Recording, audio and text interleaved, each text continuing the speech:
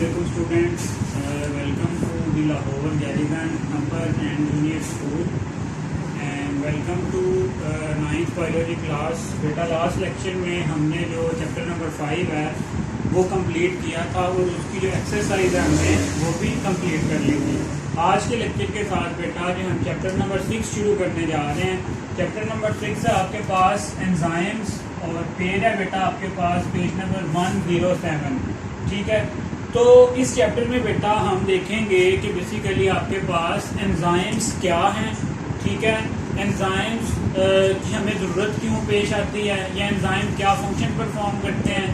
ठीक है, उनके आगे आपके पास जो फर्दर यूजेस हैं वो क्या होते हैं, एंजाइम्स का जो मैकेनिज्म ऑफ एक्शन है वो किस तरह से अपना काम करते हैं। ठीक है, और इनके स्ट्रक्चर के बारे में जो 2-3 मॉडल थे वो भी हम डिस्कस करेंगे और इसके साथ साथ लास्ट में हम इसकी एप्लीकेशन है वो भी देखेंगे। तो बेटा एंजाइम्स का जो टॉपिक है या जो इसको डिस्कस करने से पहले कुछ यहाँ पे जो इम्पोर्टेंट बातें हैं वो आपको बतानी बहुत ज़रूरी हैं। उनमें से जो सबसे पहली बात है वो ये है कि बेटा आपको पता है कि जो है बॉडी में हर वक्त डिफरेंट तरह के जो केमिकल रिएक्शन हैं वो कंटिन्यू रहते हैं। ठीक है, कुछ ऐसे रिएक्शन हैं जिनमें कुछ नई छोटे छोटे मॉलिक्यूल से मिलके कोई नई चीज़ बन रही होती है, या फॉर एग्जांपल जो आप फूड खाते हैं फूड की क्या हो रही होती है, ब्रेक डाउन हो रही होती है। मीन्स के आपकी बॉडी में कॉन्टीन्यूसली केमिकल रिएक्शंस की एक सीरीज चल रही होती है जिसमें से कुछ रिएक्शंस में जो नई चीज़ें वो बन रही होती हैं और कुछ रिएक्शंस में जो पहले से मौजूद चीज़ें हैं उनकी ब्रेक डाउन हो रही होती है। तो बेटा ये जो एक पूरे का पूरा सेट है केमिकल रिएक्शंस का जो आपकी बॉडी में कॉन्टीन्यूसली परफॉर्म हो रहा होता है, इसको कहते हैं मेटाबॉलिज्म। ठीक है, तो सबसे पहली जो डेफिनेशन बेटा आपकी बुक में चैप्टर नंबर 6 में मेंशन की गई है, शॉर्ट क्वेश्चन के हवाले से बहुत इंपॉर्टेंट है, वो है बेटा क्या, मेटाबॉलिज्म। ठीक है, अब पहले देखते हैं कि ये जो टर्म मेटाबॉलिज्म है ये कहाँ से डिराइव हुई है और इसका मतलब क्या है। बेटा जो टर्म है आपके पास मेटाबॉलिज्म ये एक ग्रीक वर्ड से यूनानी जबान के जो लफ्ज से एक से डिराइव हुआ है ये वर्ड, जिसका क्या मतलब है, चेंज। मेटाबॉलिज्म का बेटा क्या मतलब है ग्रीक में, जिस वर्ड से ये डिराइव हुआ है मेटाबॉलिज्म का मतलब होता है चेंज। ठीक हो गया आपके पास कि इसमें क्या होता है कि जो आपकी बॉडी है कॉन्टीन्यूसली उसमें क्या आ रही होती है, चेंज आ रही होती है।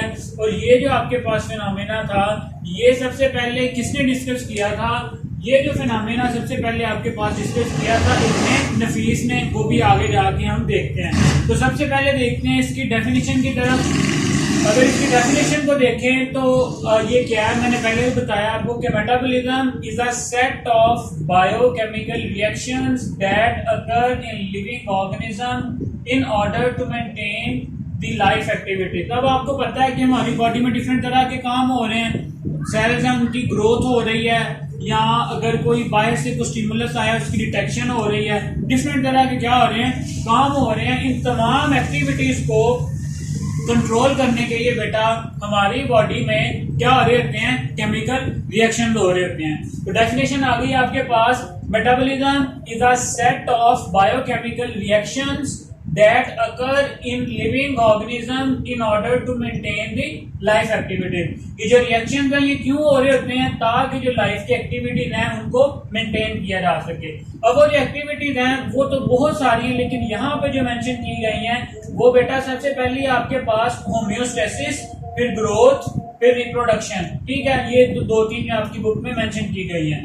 इसके बाद आते हैं कि ये जो टर्म थी मेटाबॉलिज्म की ये सबसे पहले किसने यूज की थी। तो हमारे पास बेटा एक मुस्लिम साइंटिस्ट थे इब्ने नफीस, क्या नाम था उनका, इब्ने नफीस। बेटा उन्होंने ये जो टर्म थी पहली दफा यूज की थी और उन्होंने क्या स्टेटमेंट दी थी, the body and its parts are always undergoing changes.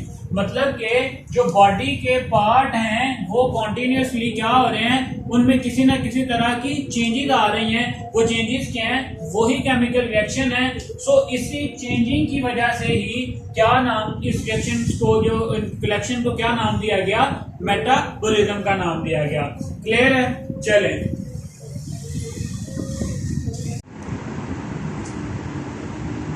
Next बेटा अब हम देखते हैं कि यही जो आपके पास केमिकल रिएक्शंस थे इनको हम दो कैटेगरीज में डिवाइड करते हैं। सिंपली आपकी बॉडी में जितने भी रिएक्शंस हो रहे हैं, जितने भी केमिकल रिएक्शंस हो रहे हैं, उनको कलेक्टिवली हम कहते हैं मेटाबॉलिज्म। लेकिन बेटा आगे हम इसकी फर्दर दो कैटेगरीज बनाते हैं, ठीक है। और ये जो दो आपके पास कैटेगरीज हैं ये कौन कौन सी हैं? कैटाबॉलिज्म एंड द एनाबॉलिज्म, ठीक है। हमने दो कैटेगरीज बना ली। अब देखते हैं कि एनाबॉलिज्म और कैटाबॉलिज्म में क्या डिफरेंस है। तो बेटा आपके पास जो एनाबॉलिज्म का प्रोसेस है, जो एनाबॉलिज्म है उसमें वो सारे के सारे केमिकल रिएक्शंस इंक्लूड होंगे जिनके नतीजे में स्मॉलर मॉलिक्यूल से लार्जर मॉलिक्यूल्स बनते हैं, ठीक है। जैसे कि अगर एग्जांपल दूं बेटा मैं आपको कि बहुत सारे जब अमाइनो एसिड्स मिलके एक प्रोटीन बनाते हैं तो जो अमाइनो एसिड्स हैं आपके पास वो स्मॉलर यूनिट है और जो प्रोटीन है वो क्या है? लार्जर यूनिट है। सो ऐसे तमाम रिएक्शंस बेटा, ऐसे तमाम रिएक्शंस जिनमें स्मॉलर मॉलिक्यूल्स मिलके लार्जर मॉलिक्यूल्स बनाते हैं वो आपके पास क्या कहलाते हैं? एनाबॉलिज्म। तो एनाबॉलिज्म को अगर हम डिफाइन करें किस तरह से कर सकेंगे? A set of biochemical reaction in which larger molecules are formed, in which larger molecules are formed. कैसे? From the smaller molecules. Larger molecules are formed from the smaller molecules, मतलब स्मॉलर मॉलिक्यूल्स मिलते जाएंगे और मिलके क्या बना देंगे? Larger molecule बना देंगे। अब जो एक और इम्पोर्टेंट बात है बेटा यहाँ पे वो ये है कि energy is used in anabolism, ठीक है। कि हमें जो आपको पता है कि अगर छोटी छोटी चीजों को मिला के हमने कोई बड़ी चीज बनानी है तो ऑब्वियसली क्या करना पड़ेगा? हमें कुछ ना कुछ एनर्जी रिक्वायर होगी, हमें एनर्जी वहां पे इस्तेमाल करनी पड़ेगी। तो जो आपके पास एनाबॉलिज्म है उसमें जो एनर्जी है वो क्या होती है? यूज होती है। जो दूसरा पार्ट है मेटाबॉलिज्म का या दूसरी कैटेगराइजेशन है बेटा आपके पास वो है कैटाबॉलिज्म, ठीक है। कैटाबॉलिज्म बेटा आप कैटा काटने से याद रख सकते हैं कि बड़े बड़े मॉलिक्यूल्स को हम स्मॉलर मॉलिक्यूल्स में क्या कर देते हैं? काट देते हैं, ठीक है। तो इसकी प्रॉपर डेफिनेशन की तरफ आते हैं। अ सेट ऑफ बायोकेमिकल रिएक्शंस, ठीक है। बायोकेमिकल रिएक्शंस का ऐसा सेट जिसमें क्या होता है? In which larger molecules are broken down, ये बहुत इंपॉर्टेंट है। In which larger molecules are broken down into simpler या स्मॉलर मॉलिक्यूल्स, ठीक है। यहाँ पे अगर आप स्मॉलर लिखें तो वो ज्यादा बेहतर है, बेस्ट है, ठीक है। Larger molecules are broken down into smaller molecules. अब बेटा एनर्जी इज रिलीज्ड। ऐसे जो रिएक्शन हैं उनमें एनर्जी क्या होती है? खारिज होती है। जबकि जो आपके पास एनाबॉलिज्म था उसमें एनर्जी क्या होती थी? यूज होती थी। सो बेटा अब तक हम क्या डिस्कस कर चुके हैं? मेटाबॉलिज्म क्या है? शॉर्टेस्ट से पूछा जा सकता है। मेटाबॉलिज्म की जो टर्म है वो कहां से आई है और इसको डिराइव जो फर्स्ट टाइम यूज किसने किया था? इब्न नफीस ने यूज किया था। और स्टेटमेंट क्या दी थी कि जो बॉडी और उसके पार्ट्स हैं उनमें क्या कॉन्टिन्यूसली कोई ना कोई चेंज आ रही है। इसके बाद हमने देखा कि हम इसको दो पार्ट्स में डिवाइड कर सकते हैं। एक है आपके पास कैटाबॉलिज्म, दूसरा है एनाबॉलिज्म। कैटाबॉलिज्म में क्या होता है? जो लार्जर मॉलिक्यूल्स हैं उनकी ब्रेकडाउन हो जाती है और जो आपके पास एनाबॉलिज्म है उसमें छोटे छोटे मॉलिक्यूल्स मिलके क्या बना देते हैं बेटा? लार्जर मॉलिक्यूल्स बना देते हैं। सो चलिए आप यहाँ पे सोच रहे होंगे कि चैप्टर का जो टाइटल था वो तो था एंजाइम्स, लेकिन हमने एंजाइम की अभी तक एक बात भी नहीं की। तो बेटा एंजाइम को डिस्कस करने से पहले ये चीजें आपको बताना क्या थी? जरूरी थी। अब आते हैं एंजाइम्स की तरफ। अब बेटा ये जो केमिकल रिएक्शंस हैं, ये जो केमिकल रिएक्शंस हैं इनको स्पीड अप करने में एंजाइम अपना बहुत इंपॉर्टेंट रोल प्ले करते हैं, ठीक है।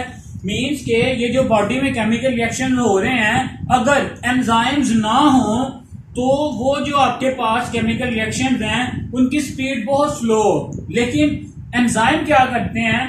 बायोकेमिकल रिएक्शंस को स्पीड अप कर देते हैं, ठीक है, ताकि रिएक्शन जल्दी से कंप्लीट हो जाए। कैसे करते हैं बेटा? वो है कि आपके पास जो किसी भी रिएक्शन को शुरू करने के लिए एक स्पेसिफिक अमाउंट ऑफ एनर्जी जो है वो रिक्वायर होती है, ठीक है। एंजाइम क्या करते हैं? उसको हम एक्टिवेशन एनर्जी कहते हैं। एंजाइम्स क्या करते हैं? उस एक्टिवेशन एनर्जी को लोअर करते हैं, कम करते हैं ताकि रिएक्शन को स्टार्ट किया जा सके। सो बेटा एंजाइम की सबसे पहले डेफिनेशन देखते हैं कि व्हाट आर एंजाइम्स। तो अगर हम एंजाइम्स की बात करें तो सिंपली एंजाइम्स क्या है आपके पास, ग्लोब्यूलर प्रोटीन्स, ठीक है, these are enzymes are globular proteins जो क्या करती हैं, that speed up the biochemical reactions,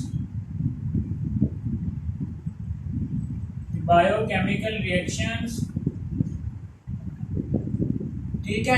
आपके पास जो बायोकेमिकल रिएक्शंस हैं उनको ये क्या करती हैं, स्पीड अप करती हैं। और इंपॉर्टेंट बात ये है कि and are not change during the reaction. जो इंपॉर्टेंट बात है यहाँ पे वो ये है कि आर नॉट चेंज्ड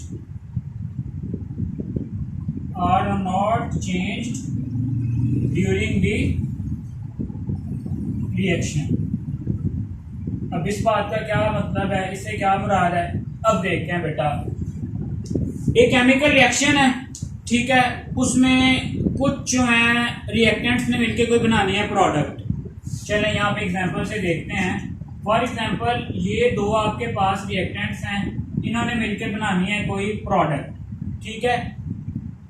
एंजाइम क्या करते हैं, इस रिएक्शन को स्पीड अप कर देते हैं। यहाँ पे कोई एंजाइम प्रेजेंट है, ठीक है। यहाँ पे हमने रिएक्टेंट्स में एंजाइम को, फॉर एग्जांपल ये आपके पास ब्लैक है, एंजाइम है, हमने इसको क्या कर दिया, ऐड कर दिया।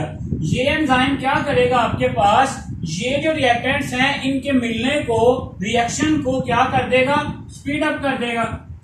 क्या कर देगा, स्पीड अप कर देगा। सिर्फ समझने के लिए कि एंजाइम के बगैर अगर ये रिएक्शन 10 मिनट में होना था, एंजाइम के बगैर ये रिएक्शन 10 मिनट में होना था, तो अगर हमने एंजाइम उसमें डाला रिएक्शन में, ठीक है, तो एंजाइम ने क्या किया, इस रिएक्शन को स्पीड अप कर दिया।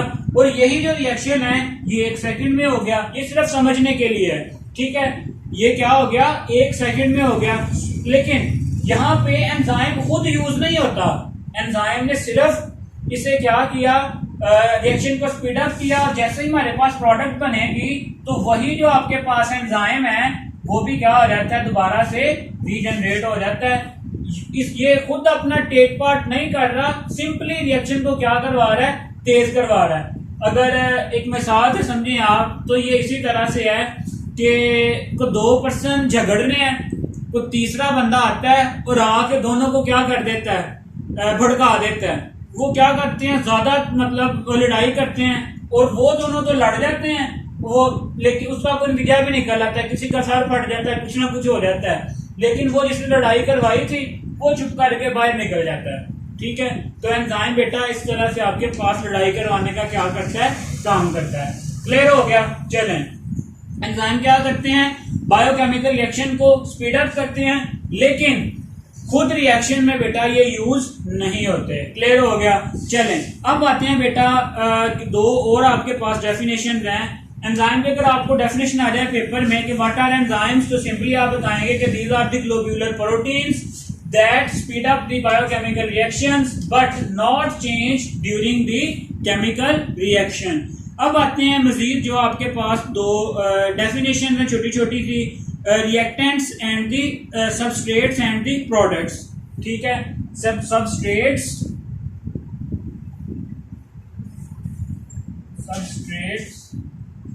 एंड सेकंड वन है आपके पास प्रोडक्ट। तो पहले देखते हैं कि सबस्ट्रेट्स क्या हैं बेटा। अगर हम इन्हें डिफाइन करना चाहें, the molecules on which enzyme act, the molecules on which enzyme act to transform into products are known as substrate, are known as substrate. फिर से सुने कि आपके पास the molecules at which enzymes act are called as substrates. The molecules at which enzyme act are called substrates. ठीक है, कि मतलब जिन molecules पे एंजाइम एक्ट कर रहे होते हैं वो मॉलिक्यूल क्या कहलाते हैं, आपके पास सबस्ट्रेट कहलाते हैं, ठीक है। और जब एंजाइम उनको कन्वर्ट कर देते हैं तो जो फर्दर आपके पास जो मॉलिक्यूल्स बनते हैं उनको हम कहते हैं प्रोडक्ट, ठीक है।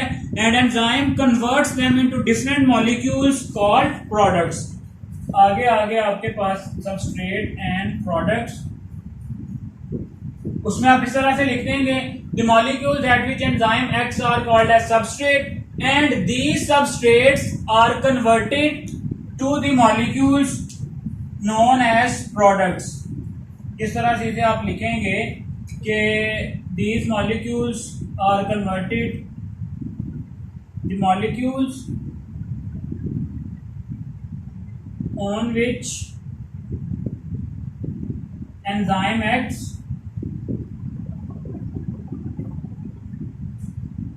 are called substrate,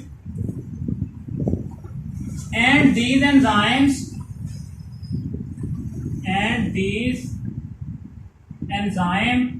converted या convert the molecules into product।